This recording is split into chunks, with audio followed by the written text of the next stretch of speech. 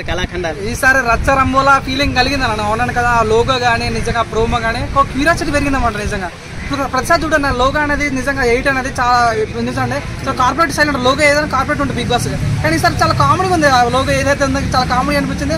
అది బాగా ladies connect అయ్యే ఛాన్స్ ఉంది, కలర్ఫుల్ గానే బాగా కనెక్ట్ అయింది. అసలు ఈసారి లోగో నచ్చలేదా మీకు? అంటే మరీ అంత కార్పొరేట్ లేదా నిజంగా, ఏదో ఉన్నట్టు అనిపించింది, మరీ ఎఫెక్ట్ అనిపించలేదు. అదైతే కామెడీ జనరేట్ చేశారు, చాలా బాగా అనిపించింది.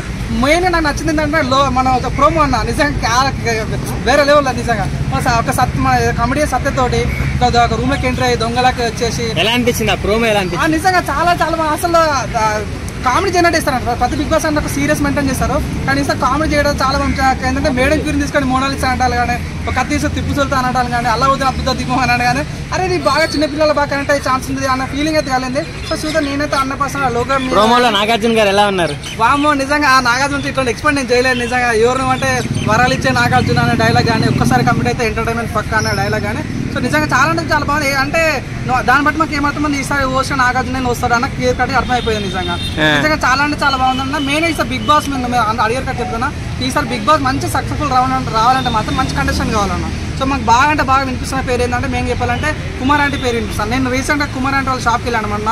సో మన వన్ మంత్ తన షాప్ రావట్లేదు అంట.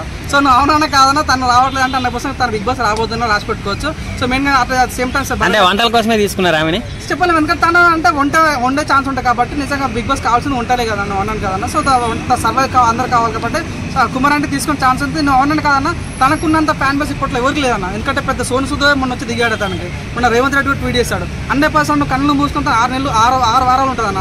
100% ఓటింగ్ వేసినా వేయకపోయినా తనకున్న ఫ్యాన్ బేస్ బట్టి 100% 6 వారాలు ఉంటుంది. నెక్స్ట్ మనం చూసుకుంటే బర్రెలెక్క, ఎందుకంటే తను దేశాన్ని షేక్ చేసిన ఎమోషనల్ సెంటిమెంట్ బర్రెలకు వస్తుంది.